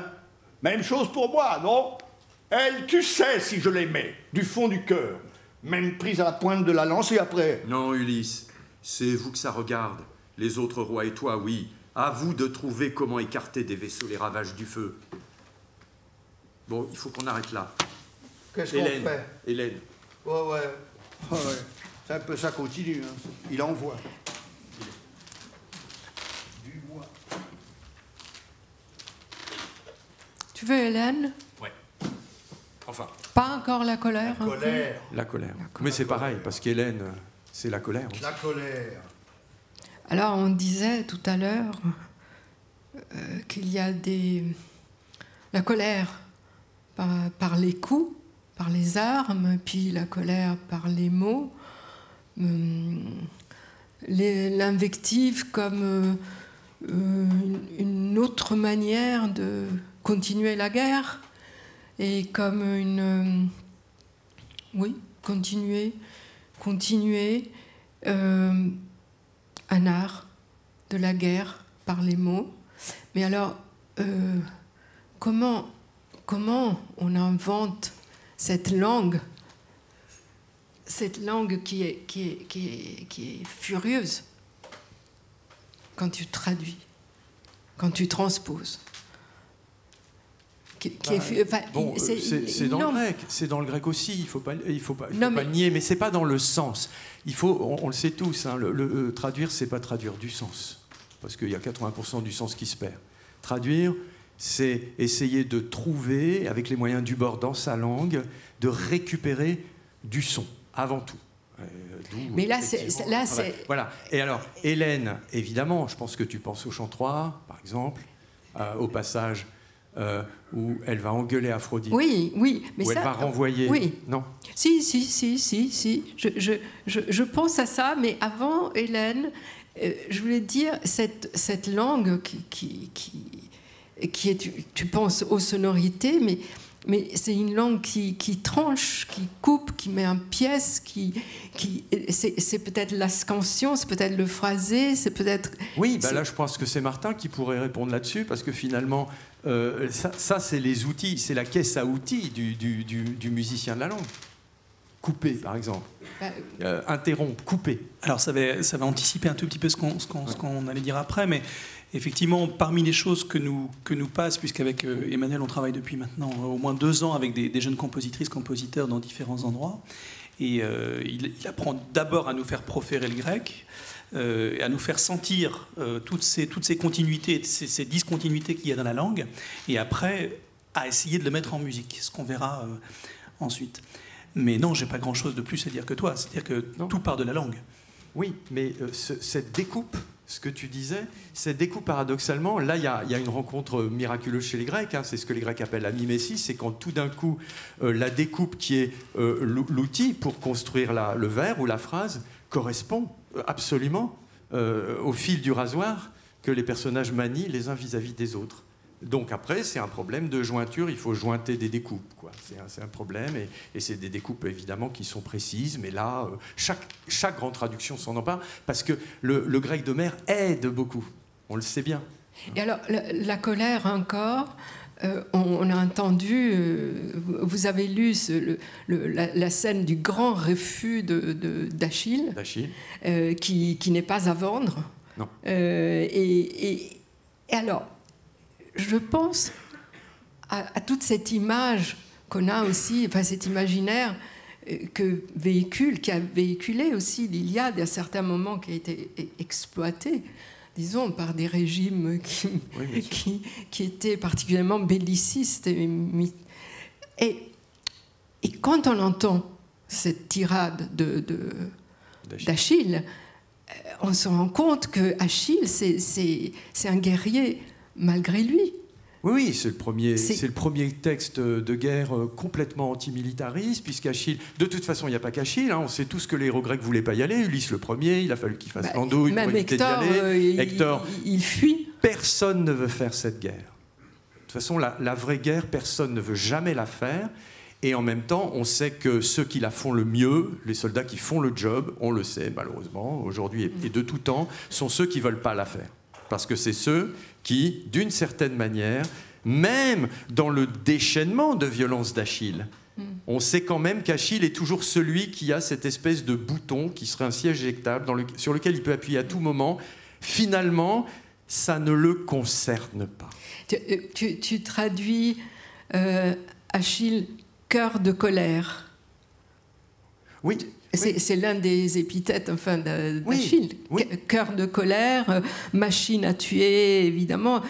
Mais alors, il y a cette chose qui est très belle. Il est déjà mort. Il ne faut pas oublier qu'Achille, c'est le gars qui n'a plus le temps. Il le sait depuis le début. C'est celui qui, dans la vie, n'a pas le temps. On lui a volé le temps. Donc, de toute façon, que ce temps soit mangé par cette guerre ou pas, il ne l'a plus. Tu sais ce que lui dit Patrocle, alors là, je ne sais pas si je vais le trouver, quand il lui dit « Tu sais qui t'a fait naître ?»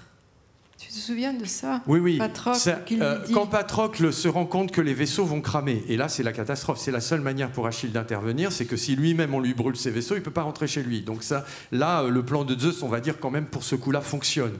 Quand Patrocle vient lui dire « Tu sais, là il faut intervenir, que tu le veuilles ou non, il faut intervenir », et Achille, évidemment, dit non. Et là, Patrocle, son meilleur ami, celui qui est son confident, celui qui est aussi un peu son tuteur parce qu'il est plus âgé, va lui dire « Mais t'as pas un cœur dans la poitrine. Ce que t'as dans la poitrine, c'est plus dur que la pierre, c'est plus dur que le fer. » J'ai trouvé. Je ne sais plus par cœur. Donc c'est Patrocle qui parle. Chant 16. Chant 16. Tu veux savoir qui t'a fait naître? C'est le bleu, c'est le vert de la mer, c'est la pierre inaccessible des sommets tellement c'est dur là dans ta tête. Oui, capatosta, on dit en italien, non? La Capatosta. Ouais. Donc, alors. Achille, c'est ça. Mais alors tu disais, il sait qu'il va mourir. Enfin, au fond, l'Iliade, c'est la chronique d'une mort annoncée, qui est celle d'Achille en premier, qu'on ne verra pas dans l'Iliade. Qu'on ne verra pas. Mais enfin, ça, on devait garder ça pour la fin. Mais enfin, Oui, peu oui, importe, peu ça fait rien, on le dit pour la fin, maintenant. là, maintenant, C'est-à-dire que la mort d'Achille, comme on ne voit pas la chute de Troie, enfin, la fin est annoncée depuis le début, mais la fin n'y est pas. Et le début de l'Iliade n'est pas le début, c'est un peu. Et ce n'est pas le début. Comme dit Beckett, on est un peu vers la fin. Oui, on est. Alors les Latins diraient in medias res, sauf qu'on n'est pas vraiment. Mais on n'est pas au milieu. On n'est pas au milieu. Bon, si on triche un peu, Voilà. c'est in medias res. Oui, mais en même temps, on est projeté là-dedans le début. Alors d'accord, on peut dire c'est la colère d'Achille, c'est un début. D'accord. C'est celui qui a compris le mieux Homère dans ce principe-là, c'est-à-dire on n'est jamais les premiers, mais on n'est pas vraiment les derniers, on est presque les derniers. Le plus bel hommage à l'épopée, c'est le poème le plus court de la langue française dans l'alcool d'Apollinaire. C'est le poème qui s'appelle Chantre, c'est-à-dire Aède. Et vous savez, c'est ce poème qui est « Et l'unique cordeau des trompettes marines ». C'est-à-dire, c'est cette phrase qui commence par un « et », ça c'est Homère, c'est-à-dire il y en a eu avant. Et puis c'est une phrase qui ne se finit pas, qui n'a même pas besoin de verbe, puisque le verbe est mort, le verbe mourra après. Donc finalement, Apollinaire, il a résumé l'épopée en un vers. On aurait dû faire ça aurait été plus vite. On aurait peut-être dû faire ça, en fait. Mais attends, encore une petite chose, une dernière chose. Faut qu'on repasse un coup par l'Odyssée. Hein. Vas-y, dis. Oui. Non, c'est vraiment l'histoire de la mort aux trousses. Oui. C'est ça. Oui. Non, mais l'intérêt d'Achille, c'est que Achille, voilà, c'est la lucidité absolue. Et en même temps, comme toujours dans l'épopée, ça n'empêche pas ces moments de décrochement. Alors là, on a évoqué la Luce delle Stelle, c'est les fameuses comparaisons, on n'a pas le temps, mais il faut relire Homère toujours, parce que Homère, c'est celui qui, tout d'un coup, interrompt tout. Voilà. Ça aussi, c'est un grand procédé musical qui est clac, on arrête tout. Allez, on arrête tout, et on part entre des... Voilà, on arrête tout. Bon, alors, à toi.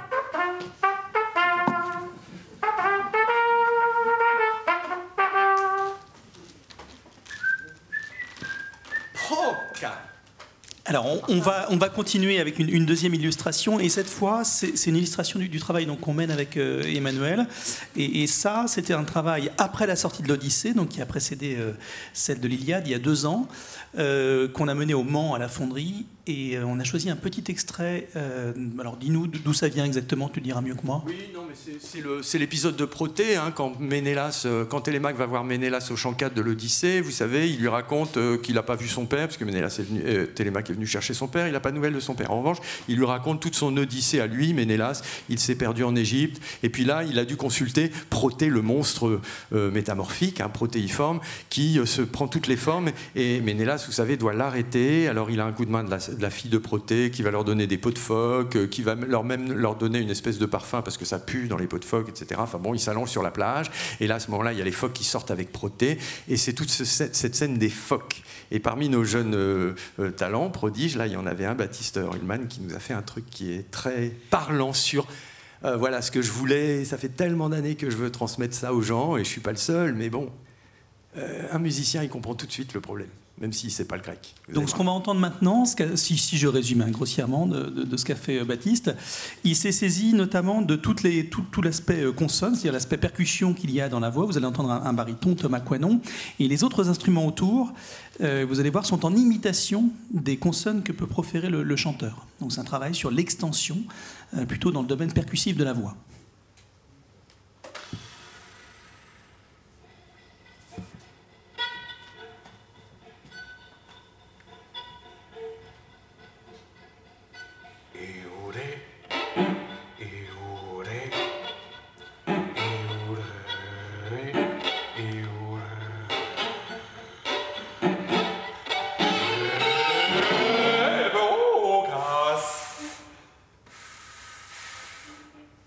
De Pocas. De Pocas. Cas.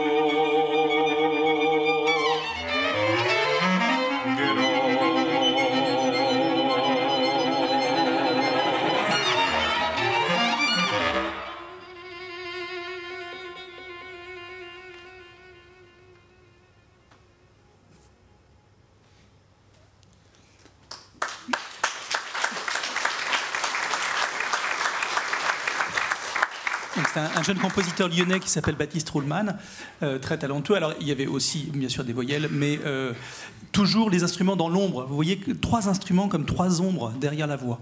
C'est comme ça qu'il a conçu ce travail. Alors, c'est une chose, c'est un feuilleton qu'on va continuer avec Emmanuel, puisque maintenant que l'Iliade est sortie, en cette année 2024-2025, autant avec le Pont Supérieur à Rennes qu'avec l'Académie, qui est celle-ci, on continue l'aventure et donc on s'empare avec des compositeurs et compositrices de cette langue et avec le passeur qu'est Emmanuel. Je termine mon intervention plus musicale, parce qu'en fait on n'avait pas du tout prévu ça, mais je crois qu'on n'avait rien prévu de ce qu'on a fait, parce qu'au départ, en amitié avec Emmanuel, moi j'avais prévu de venir avec une contrebassiste qui s'appelle Lorraine Elstroffer-Durantel, avec qui je travaille depuis un certain temps, et pour qui j'ai écrit une pièce en grec. Donc le but c'était de vous montrer cette pièce en grec. Malheureusement, Lorraine est souffrante et donc elle n'a pas pu nous rejoindre, mais donc c'était juste pour vous dire un petit peu ce que ça aurait été si on avait fait ce qui était prévu. Je précise que ça, c'est la situation typique de l'helléniste. C'est-à-dire, il voulait avoir le musicien antique n'a pas pu venir, et il doit susciter, il doit essayer d'entendre dans le texte, ici dans ta partition, ce qu'aurait été la musique. Mais c'est exactement ça. Est-ce que tu veux nous lire les 5 vers, je crois, dont je me suis inspiré ? On l'a entendu, hein, c'est les adieux d'Hector et d'Andromaque, c'est ça que tu as pris. Et c'est les vers qui disent ayant ainsi parlé, Hector au casque étincelant s'en va. Et aussitôt, c'est quand il cherche encore sa femme et qu'il trouve l'intendante, il va chez lui, etc. Et il ne la trouve pas. C'est ce fameux rendez-vous manqué, génial, le premier.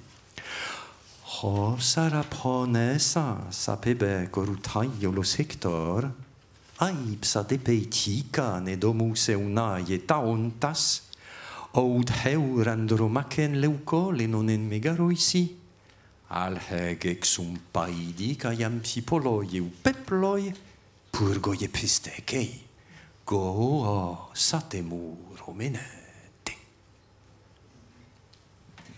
Voilà, alors à défaut d'avoir Lorraine vous le jouant, ce qui aurait été beaucoup plus intéressant, beaucoup mieux, juste vous décrire quel a été mon axe de travail, et toujours en collaboration avec Emmanuel, puisque moi je ne suis pas helléniste, donc j'ai beaucoup de mal à travailler cette langue, beaucoup plus que l'italien ou l'allemand par exemple.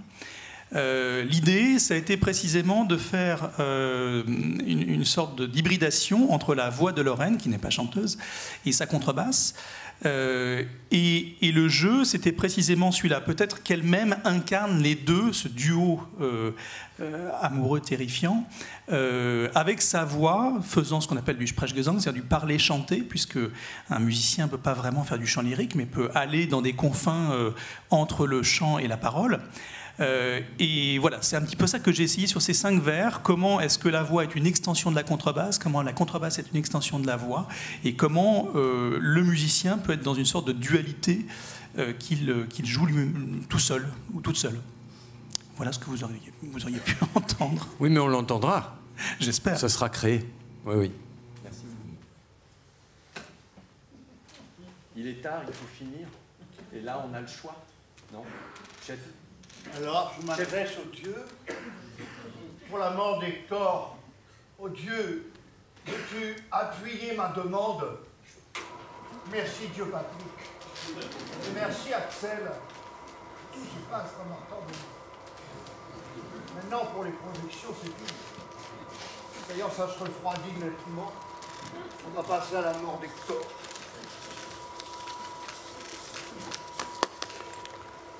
Spéciale dédicace pour mes chers cagneux.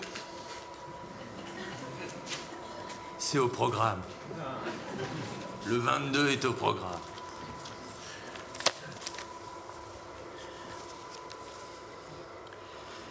Chrono tica non calliro, enta de pegai, doyayana issu siscamandrudine entos. Maintenant, ils arrivent aux 2 sources. Oh, les belles eaux, n'est-ce pas? Regardez les 2 jets, qui jaillissent. Là, c'est la naissance du scamandre. Oui, de ces tourbillons. Hemengar tudatilia roi rei amphi de capnos. Touchez la première chaude. Oui, attention, l'eau qui sort ailleurs Rien qu'à voir la fumée qui en monte, pas vrai, autant que d'un bon feu qui flambe.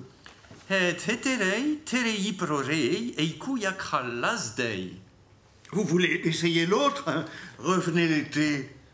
Vous verrez, gelée comme la grêle. Si, froide comme la neige, si vous préférez, ou mieux, comme un glaçon. Profitez-en pour admirer aussi à côté, c'est lavoir. Leur largeur, leur beauté tout en pierre. C'est là, rappelez-vous. Le linge, quel éclat qu'elles venaient le laver, les femmes des Troyens, oui, et leurs filles si belles.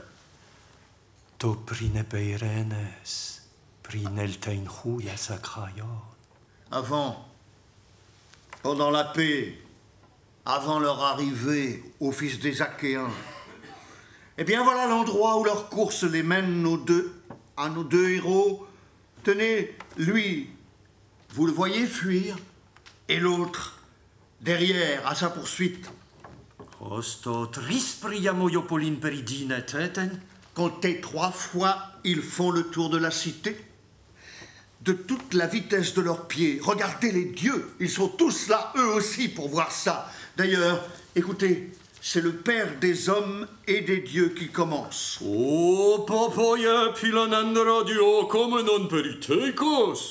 Catastrophe! Mon favori, mon préféré, mon homme poursuivi, là, autour du rempart. Vous voyez ce que je vois? Oh non, la douleur de mon cœur, mon Hector, toutes les cuisses de bœuf qu'il m'a rôties sur tous les sommets de l'Ida, qui fait tant de plis, et tant d'autres fois aussi. En haut de sa cité, sur l'acropole, tout ça pour le voir maintenant coursé par ce dieu d'Achille. Tiens, à fond, avec les pieds qu'il a, lui. Comment voulez-vous, tout autour de la ville de Priam?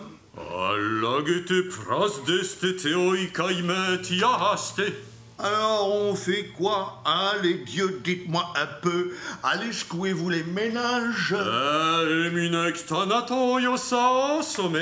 On le tire de la mort. On le laisse mater. Où c'est foutu, hein? Ah, c'est ça. On le laisse mater par le fils de Pélée, par Achille. Un mec pareil, vraiment, de cette valeur. Ah, c'est la chouette aux grands yeux, Athéna, qui lui répond. Papa, voyons, avec ta foudre, son éclat, avec tes nuages tout noirs, qu'est-ce que tu racontes là? Un homme, un mortel, avec un destin tout tracé dès le commencement. Tu veux le faire revenir? Tu veux l'affranchir de la mort, du son insoutenable de son nom? C'est ça? Bon, si je compte bien, c'est leur 4e passage aux sources, hein?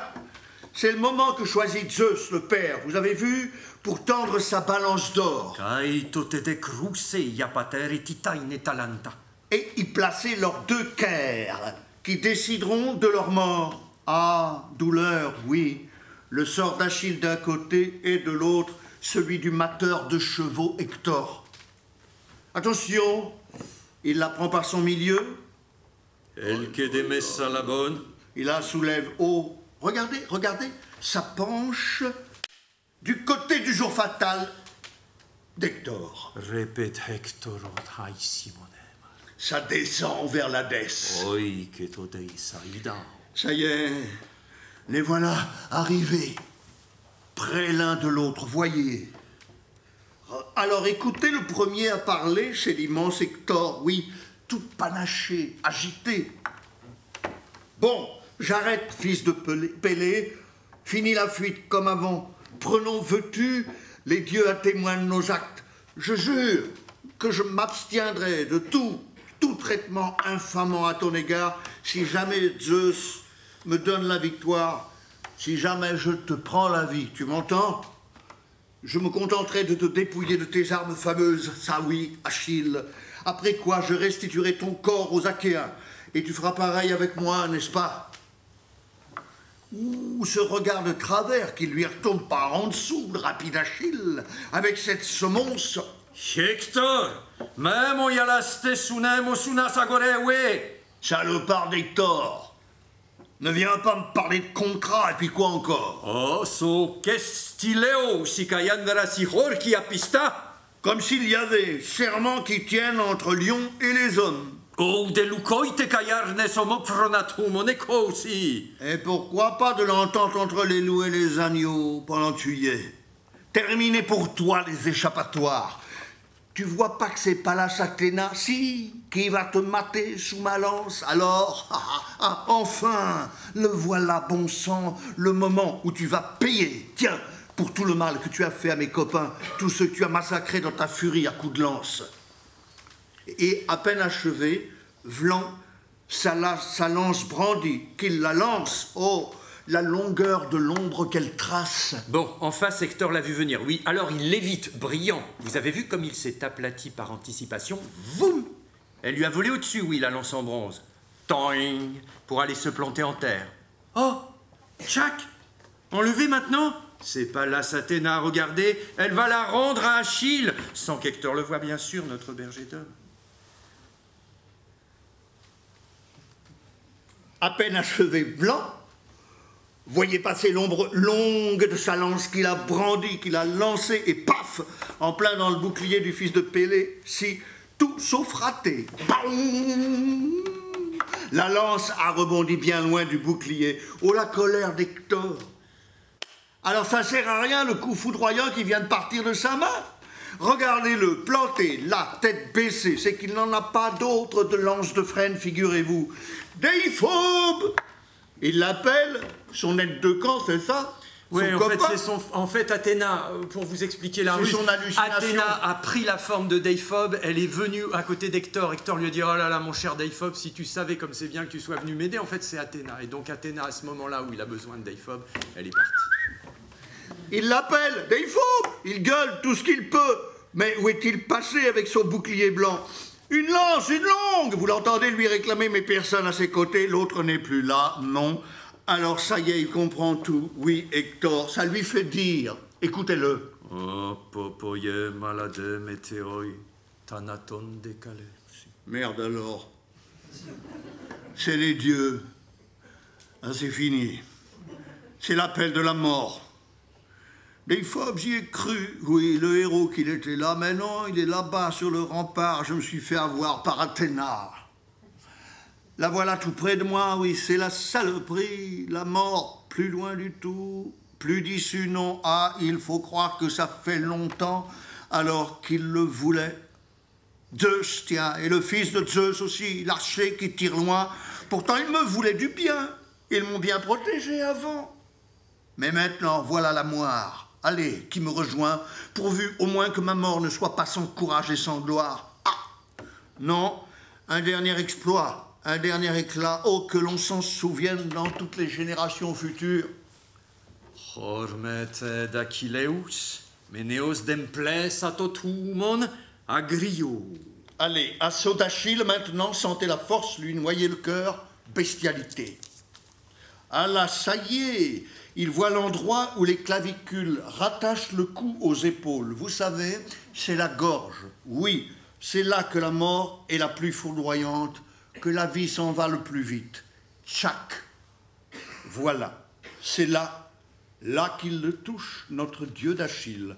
Juste quand l'autre s'élance, voyez la lance, crac, crac. Oh, ça traverse évidemment la pointe dans le cou, c'est si tendre. Mais le frêne n'a pas tranché la trachée, malgré le poids du bronze de la pointe. Comme ça, il peut encore lui répondre quelques mots, notre héros. Bam! Oh, Soccorso, c'est le commandeur dans Don Juan, c'est exactement la même chose. C'est lui qui s'écroule dans la poussière. Alors vous pensez si notre dieu d'Achille exulte? Écoutez-le se vanter. Hectoratar puecfeis patroclei exenaris don, sos estes medouden opisdeo nos pineonta, ne pieux. Dis donc, Hector, c'est pas toi par hasard qui t'imaginais en dépouillant Patrocle que tu allais t'en tirer, hein? Plus rien à craindre de moi puisque je restais à l'écart, c'est ça? Connard. Tu te doutais pas, hein, après un tel héros du vengeur tellement meilleur qui resterait derrière, près des vaisseaux creux, moi, oui, c'est moi, qui viens te défaire les genoux. Te voilà prêt maintenant pour les chiens et les oiseaux. Prêt au pire, tu vas voir comme ils vont te mettre en lambeaux. Les funérailles, c'est pour Patrocle. Oui, de la main des Achéens. Il ne tient plus qu'à un fil, Hector, vous entendez? Son casque bouge à peine et pourtant il lui répond « Je t'en supplie, par ta vie, par tes genoux, tes parents, oui, ne me laisse pas, non, bouffer aux chiens, près des vaisseaux, des Achéens. Prends tout le bronze que tu veux, oui, tout l'or, cadeau de mon père et de ma vénérable mère, mais par pitié, rends-leur mon corps, oui, pour mon honneur, pour le bûcher, que les Troyens et les Troyennes puissent me faire après ma mort.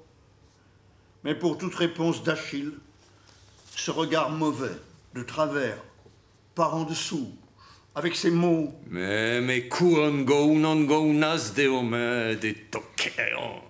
Dégage tes sales pattes, dégage tes pattes, sale chien. Laisse mes genoux, laisse mes parents. Attends juste que j'ai la hargne, que j'ai le cœur pour te déchirer la chair, pour te la bouffer tout cru, pour tout ce que tu m'as fait. Même qu'il donne l'ordre de me verser ton poids en or, oui, pour te récupérer, Priam, le fils de Dardanos, 0. Même comme ça, aucun risque que ta mère vénérable puisse t'allonger sur un lit pour te pleurer, toi qu'elle a mise au monde. Non, les chiens, les oiseaux, voilà. Ceux qui vont te bouffer jusqu'au trognon. Alors il est vraiment en train de mourir maintenant, oui. Son panache va finir de s'agiter, Hector. Il faut tendre l'oreille pour l'entendre. Ah, je te reconnais. Ah, je te reconnais bien là. Aucune chance, non, d'arriver à te persuader. T'as vraiment là-dedans qu'un cœur d'acier trempé, oui. Fais gaffe quand même qu'un Dieu ne passe pas sa colère à cause de moi sur toi. Oui, le jour où Paris avec Phoebos Apollon, tu as beau être brave, ils t'auront, tu verras aux portes. Aïe, aïe. Vous avez réussi à entendre? Il est allé au bout. C'est fini. Le terme de la mort l'ensevelit. Si vous regardez bien, vous verrez son âme, attention, s'envoler de ses membres, aller vers l'Hadès. Si vous écoutez bien, vous percevrez son gémissement sur son sort quand elle aura quitté sa vigueur, sa jeunesse.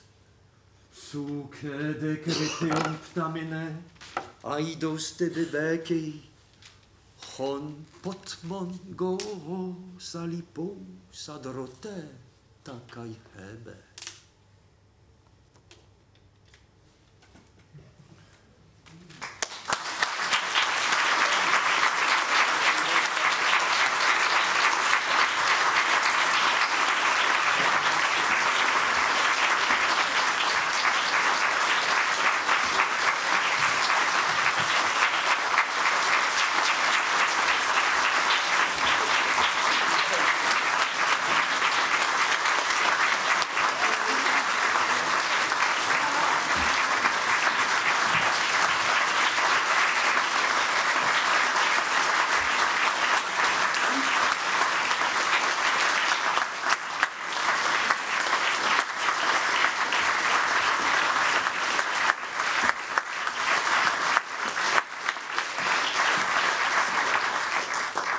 Merci à Frédéric Boyer, mon éditeur, sans qui, etc.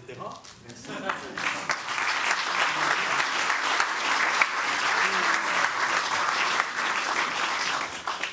Merci à Jean-Michel qui n'est pas là, mon vieux père, qui m'a appris Homère, qui m'a corrigé.